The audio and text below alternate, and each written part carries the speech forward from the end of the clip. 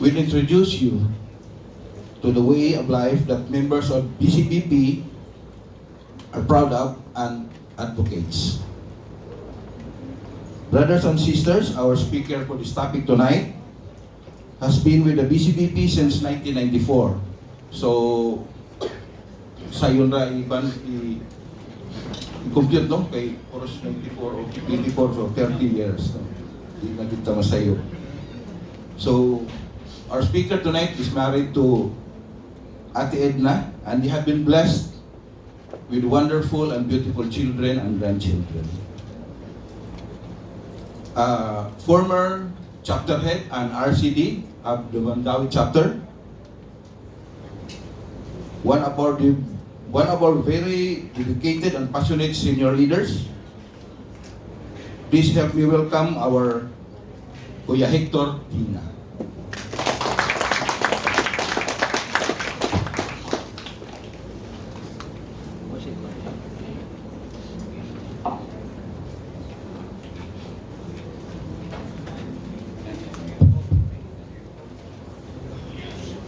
Ates and Kuyas, maayong gabi sa tanan. Klaro ba nga Ilonggo ko? Anyway, let me share with you something unique sa BCBP. Si Kuya Allen mentioned that we joined or we had our CLP in 1994. I was 44 years old then. Sayon lang kayo mag-compute kung pila edad na ako karon, di ba?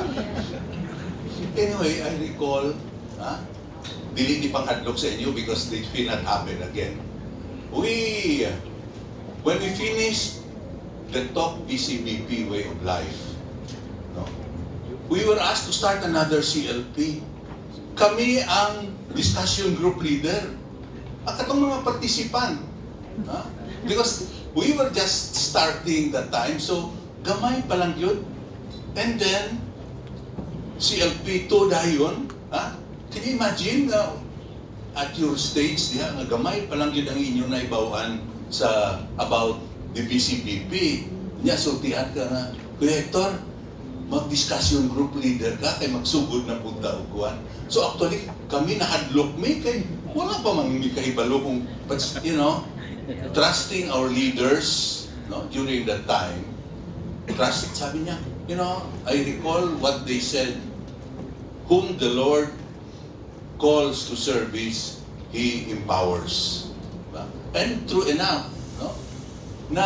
Sugod dayon ng CLP, mas daghan pa sila sa amo, and I recall some of the products of CLP2, si Kuya Egay, si Kuya Ted, si Kuya George Banyares, who are still in the BCBP today.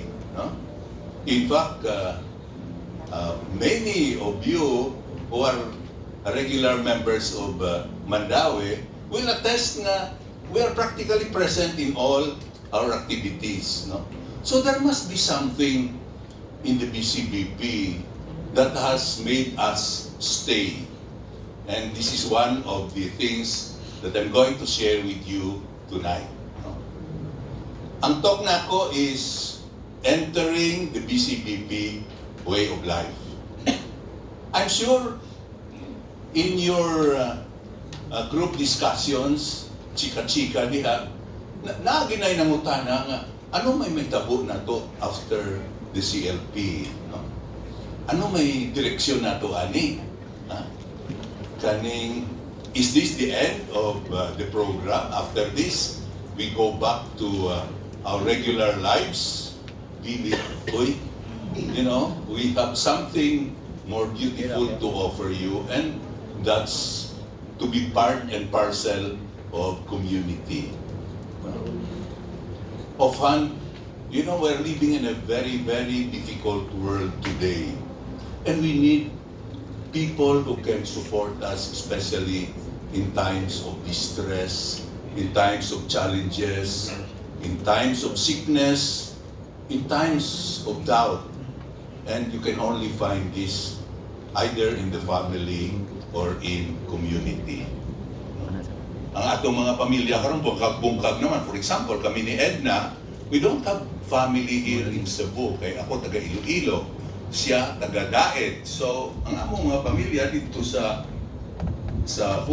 Luzon or sa Iloilo. So, ang among pamilya diri since we joined the BCBP is BCBP. And here, I must say that we have found the best of friends.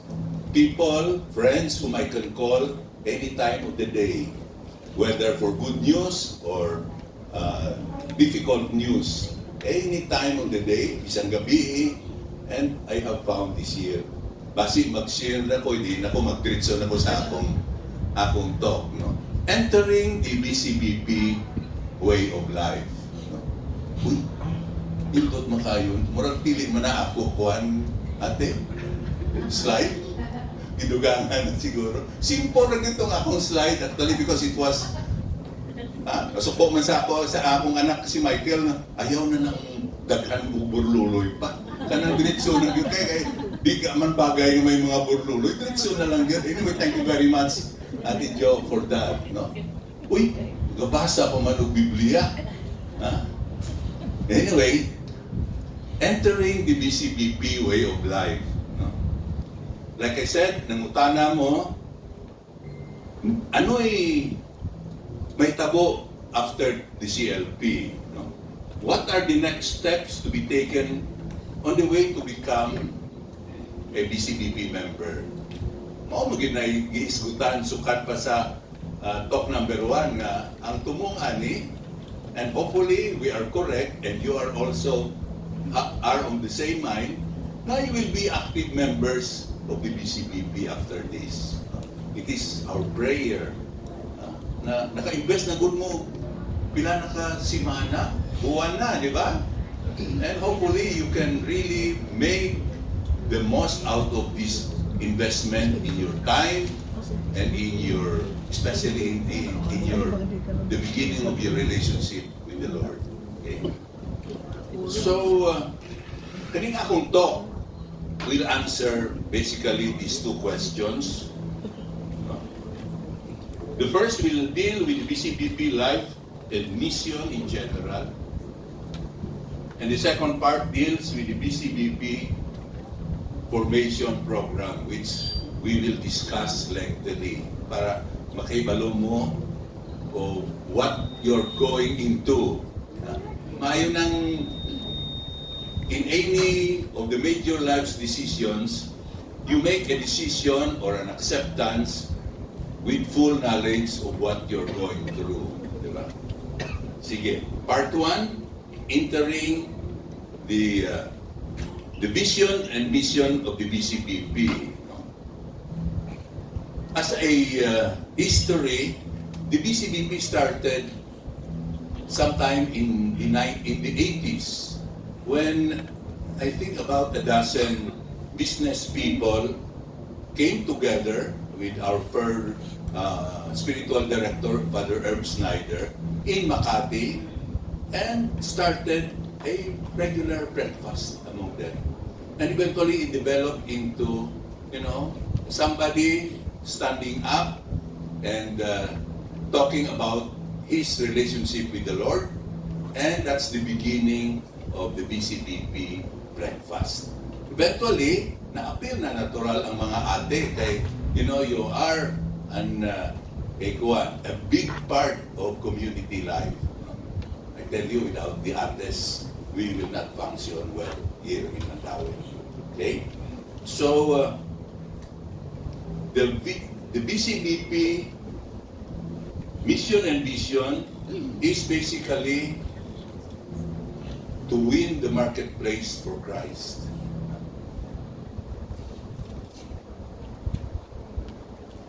First of all, before we win the marketplace for Christ, then we have to bring Christ into the marketplace. This is what we did when we invited you to the breakfast, really. Bringing you to Christ for the first time, for many. But for those who know already Christ, this is an opportunity to improve our relationship with the Lord. How do you win the marketplace for Christ? Basically, that we live a life of Christians.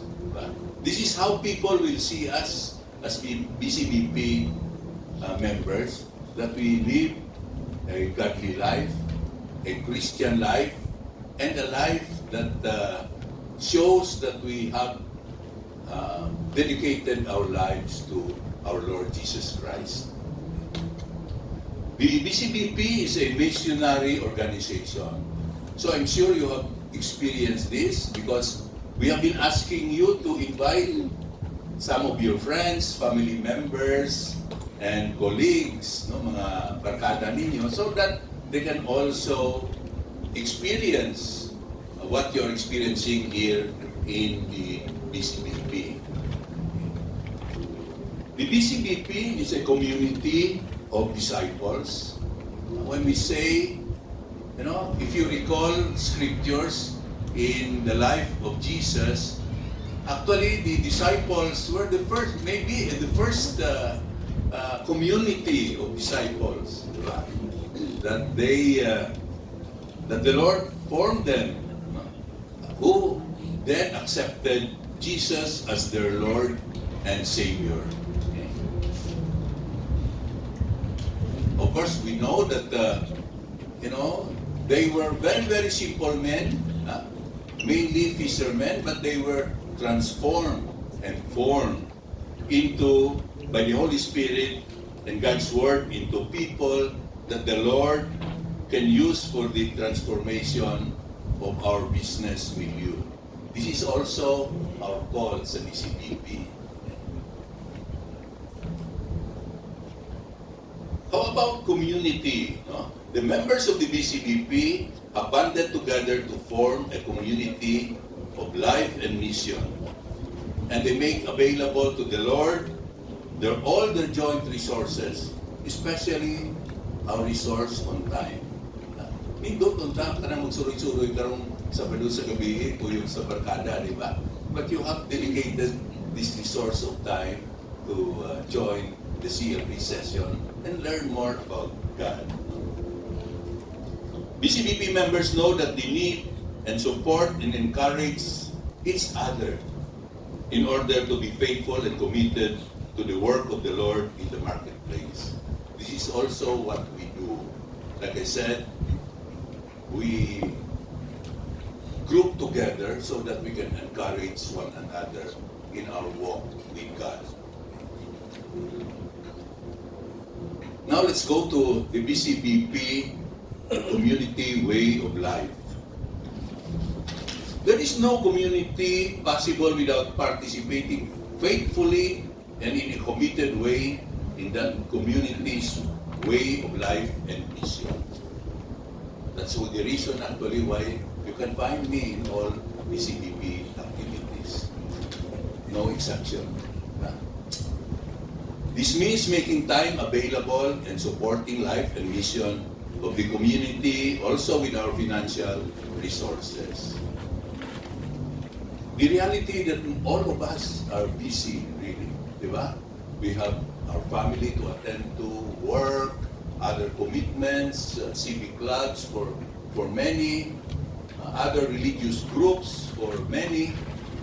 So the reality really is all of us have a very limited resource of time.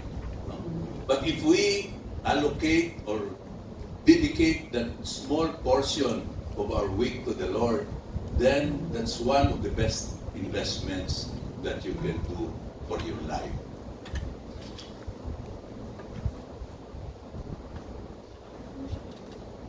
Yeah, so ang structure sa BCBP is we are divided into chapters like Mandaue, outreaches like outreach na Lapu-Lapu East, I think. Wala pa tayo outreach karon, but we have a mission area in Mandaue Central. No? So maunang progression, mission, may mong outreach, and then after pa-complete ng requirements na leadership structure and enough members, then that group will become a chapter. So, right now, for your info, there are 14 chapters in Cebu. I'm not very sure though, if it's 14, we get 14 ba or 15? Sa dami actually, we cannot already be one. Dati, there were only 2, Mactan and Cebu. And then nagiging Mactan and Mandaue and Cebu North and Cebu South. And then eventually, from that 4, nahimo ng 14. That's, Cebu is the fastest growing BCBP area in the country. Sa uban ng mga major cities, normally, 2, 3, 4, it's only in Cebu. I think this is also a reflection of the dedication of many of our leaders here. And of course, the people who have entered the BCBP way of life. Now let's go to the BCBP way of life. Ano yung atong mga activities sa atong the way that we live our life in the BCBP? First is our First Friday Mass and teaching. This is, of course, it happens on First Friday, di ba? We have a Mass, and afterwards, we have a teaching track which will inform us or teach us about certain topics that will form us into good BCBP members or good Christians. Okay. And then the unique structure also, the smallest grouping sa BCBP is what we call the action group. This is formed by about 5 or 6 couples, led by a action group leader and an assistant action group leader. They meet twice a month for prayer, for this reading of the scriptures, and for sharing, what the Lord is doing in their lives. So when you do things like that, then of course you become closer than family. When you share your deepest concerns, your deepest pain, of course your highest joy and laughter with the people around you, you become very, very close friends that you help one another grow in your walk with the Lord. That's really the design of the action group. And then, we also, BCBP is not all prayer, hindi lang ni ampo tanan. We also do some happenings that will make us laugh and enjoy life. One of the, hopefully, many of you can attend next year is what we call the BCBP National Anniversary Celebration. This is placed every year in a different location. Sunod-sunod na Luzon, Visayas, Mindanao. Last year, or this year ba to? That, Mandawi sent a big group of brothers and sisters to attend the NAC in Davao. And, from their stories, they are telling us that they have really enjoyed because, can you imagine, there are only about, mga 70, 80.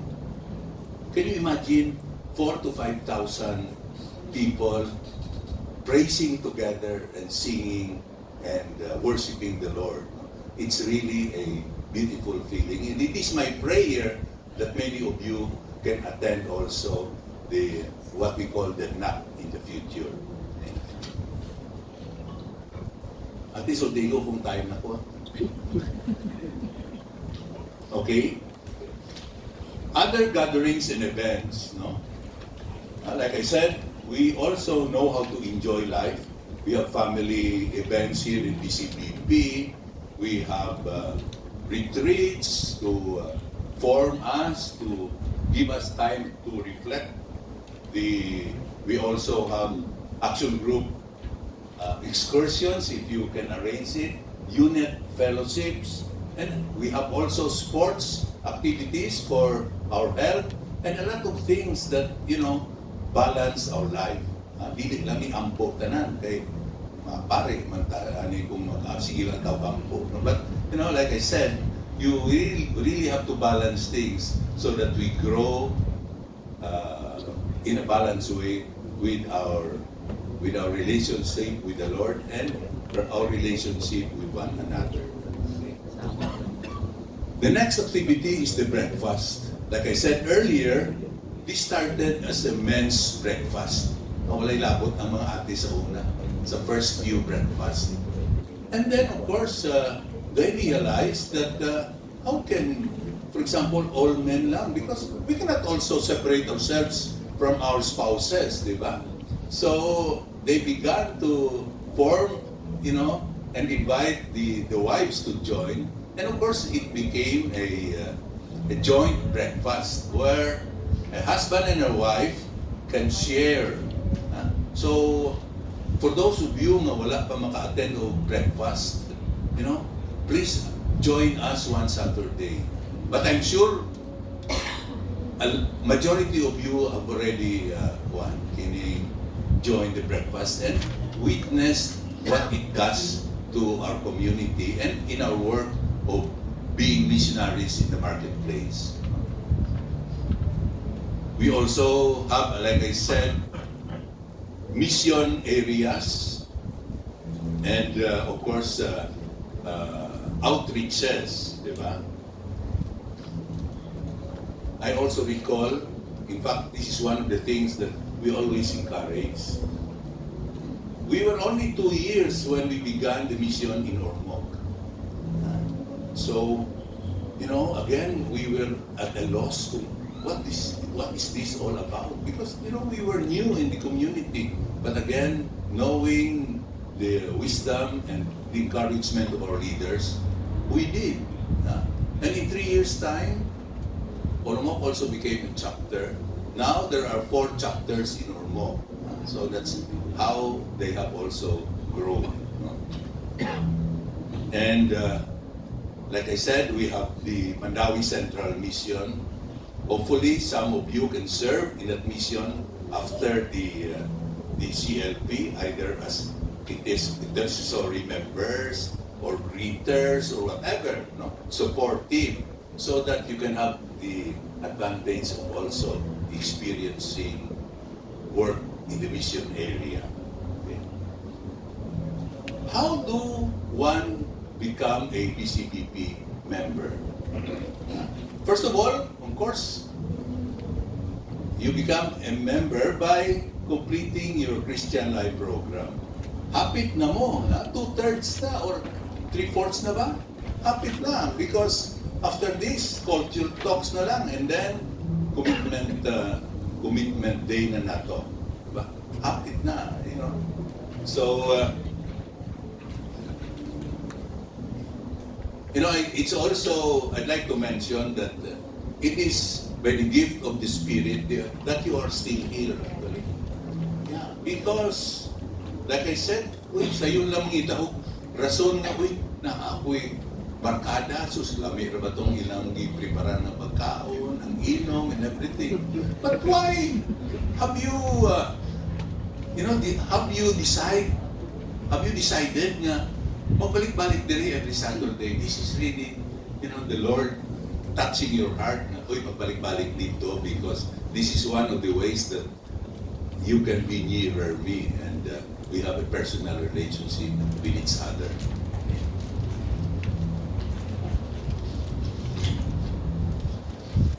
So, after this is what we call the formation program. Kani serious study also ni, just like what you're doing here sa CLP.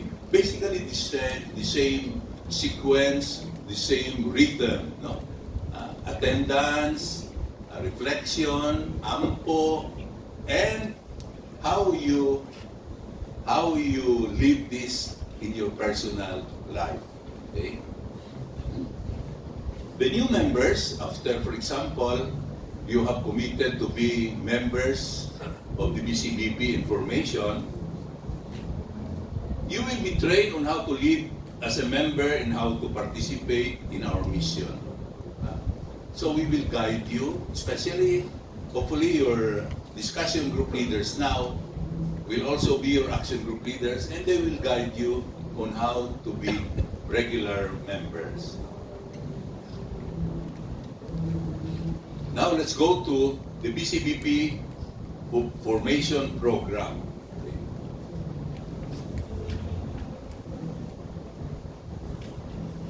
The BCBP formation program, being members in formation, and of course, let's discuss the requirements for commitment. Unahon nato ang the BCBP formation program. It's a reality that all of us, without any exception, need formation.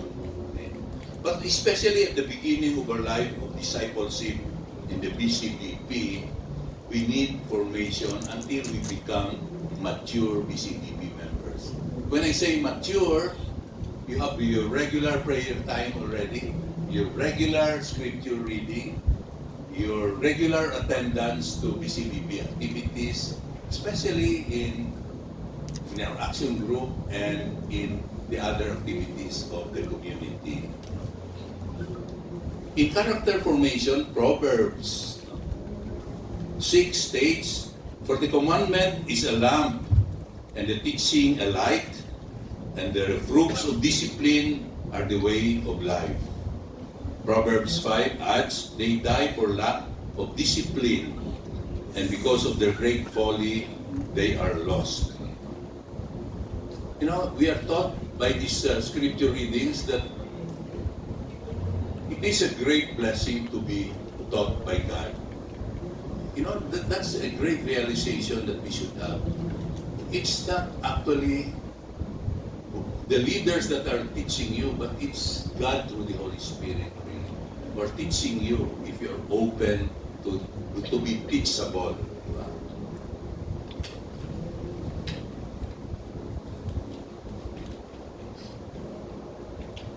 Okay. Training for participating responsibly in the life and mission of the BCBP. In Mark, Scripture tells us that the first thing Jesus did was to call disciples. I mentioned this earlier.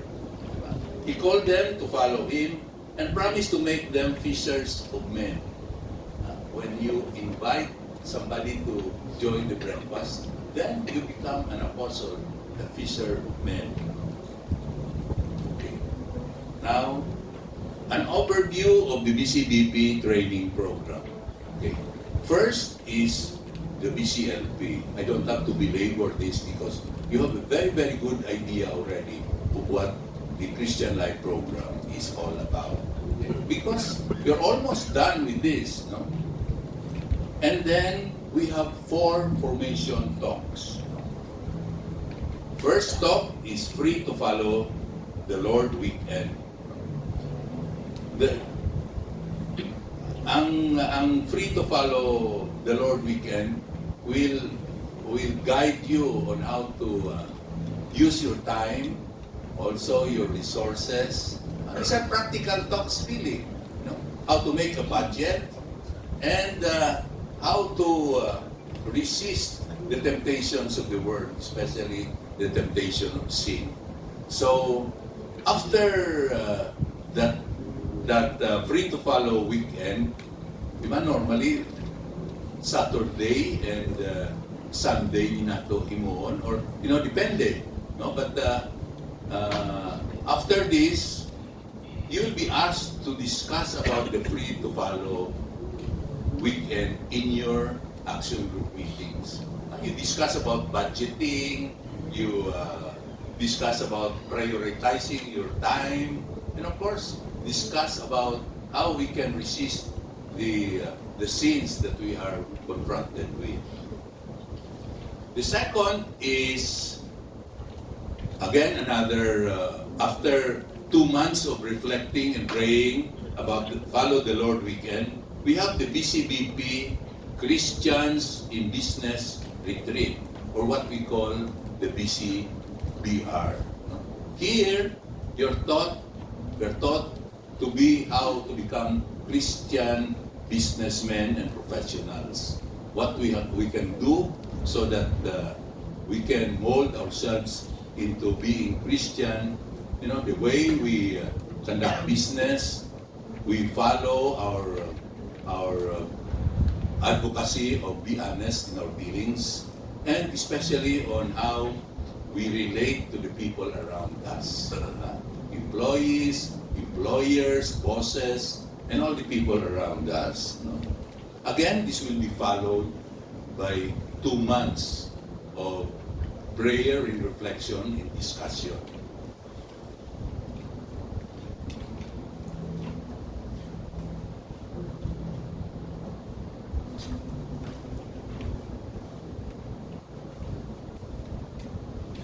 Wala, na-miss man ako. Ang importante, BCMR. This is for couples, a weekend where we are taught and reflect on our roles as Christian husband and wife. For many of us, this is one of the milestones in our lives, really, as BCBP members. I will not mention anything. You have to experience it to really appreciate what the BCMR can do to your marriage, to your relationship with your spouse, and especially your relationship with your children. Okay. And the last weekend retreat is the BCBP Way of Life. No? This is really a summary of what we have learned from CLP all the way to the 3 weekend retreats. And helps the members make the transition from being information to being committed members of the BCBP. Actually, you will be asked to decide really. Like I said, you cannot go into something, a lifelong commitment if you don't really know what you're going into. Now, what do you mean by being information? Once you make a commitment to join the formation program, you enter a special phase of membership which is devoted to help you deepen your walk with the Lord and enable you to serve Him in the BCBP. So we call these members information. Let me be clear about this.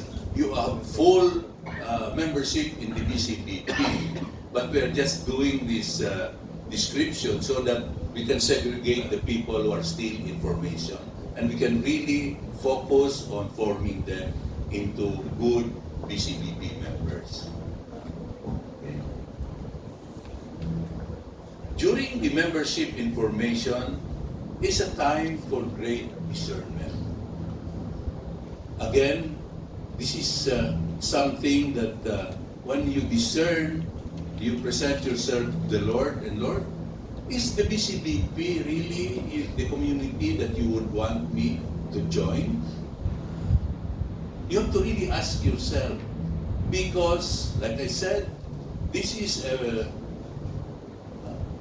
full life commitment that when you say you dedicate your life to the Lord, then you cannot just say, attend ako kung ganahan ko, kung na ako'y libre nga time, or, you cannot do that if you are a good BCBP member. You have to commit. For example, ang akong gihimo sa una, I counted kung pila ka oras ang mga BCBP activities. And kung upat ka breakfast, dili magitanan, matinan. So, upat, normally 1 hour each, so 4 hours. 2 hours sa assembly, 2 hours sa First Friday Mass. That makes that a 12. And then, sa action group, another 2 hours, another 2 hours. That makes it 14, 16. Not even a whole day in a month for the Lord reading. Come to think about it. How long do we spend time in reading a book? If there, for example, in my case, I'm an avid reader. Pag nindot, I can spend 3 or 4 hours to complete. But again, I think this is really a matter of commitment. And this is done during the formation program, a time for discernment. This is really your time and question with the Lord whether you want really to. Dili man na pwede actually nga kanang member lang ko sa BCBP kung na ay mga activities, di ba? You don't grow if that's really your frame of mind. Okay?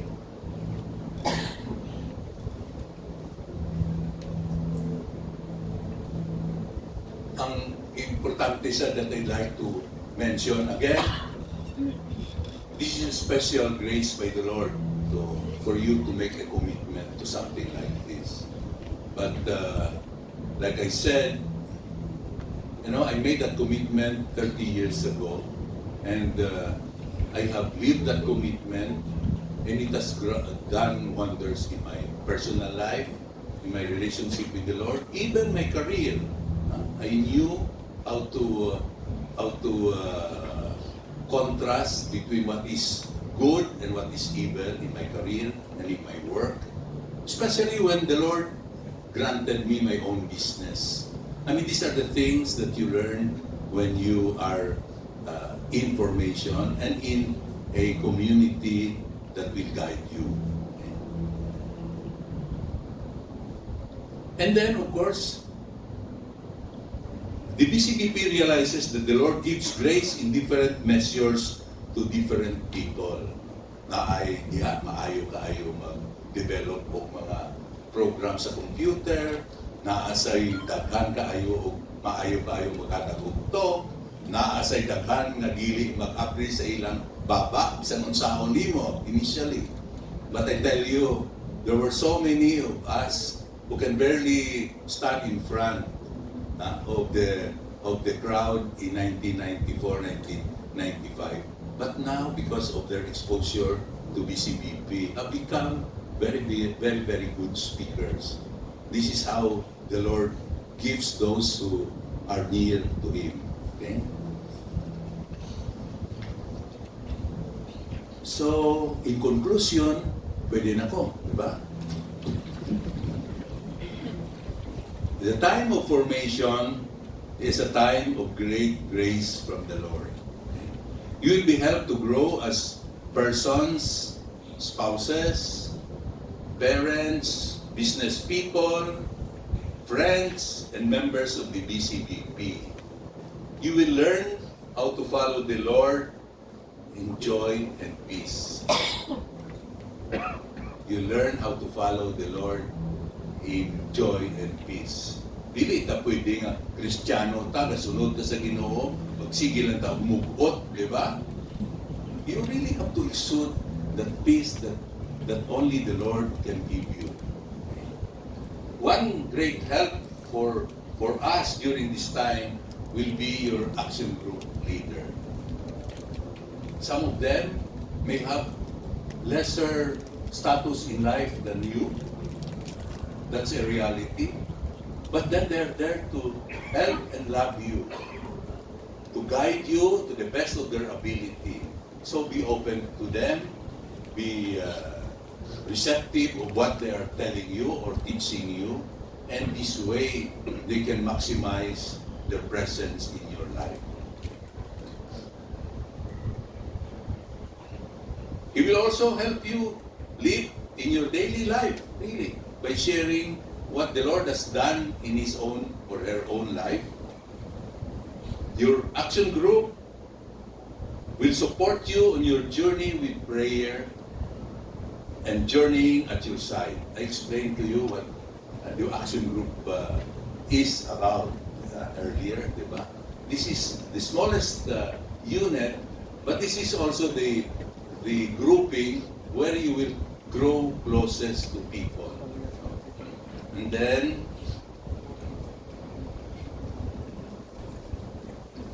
then you have to be generous with the Lord, because He has given us a lot of blessings by giving Him the time of of this formation program, especially by being consistent. Because in the BCBP we make it very, very sure that even if you don't attend a particular important weekend, we will honor or do a make-up session for each one of you. That's how we commit to you how important the formation program. So I'd like to end my talk tonight by flashing the commitment to formation. For example, I, Hector Tiña, desire to become a member in formation of the BCBP and promise to attend the formation program of the BCBP faithfully. I would like to underline the word faithfully. In addition, I will faithfully attend my action group and participate in other BCBP activities as far as I am able. Again, I'd like to underline, as far as I am able.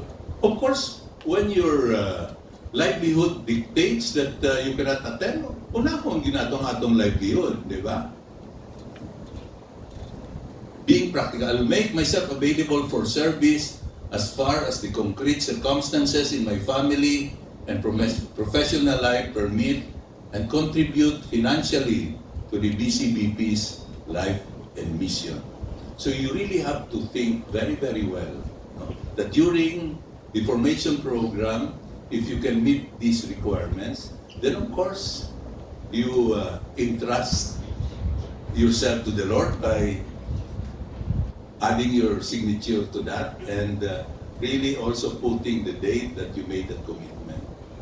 It is my prayer as I end this talk that all of you will be guided to become BCBP members after formation. Like I said, not many are called to be part of community. This is where we will learn more about God, more about our story of salvation, more about what the Lord has done and will do in our lives if we are near to you, and we will realize in community that we need one another in our journey to heaven. With that, daghang salamat, maayong gabi sa atong tanan.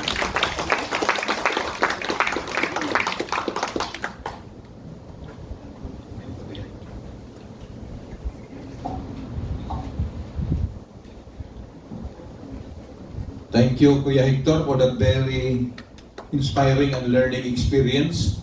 I'm sure all of our participants already have an idea of what it is to be a BCBP member. And for us servants, it has inspired us to serve the Lord more to the BCBP. Kuya Hector, can I ask you to come here in front, Kuya Hector, to show our appreciation for that very inspiring talk that you had. Kuya Ruel, our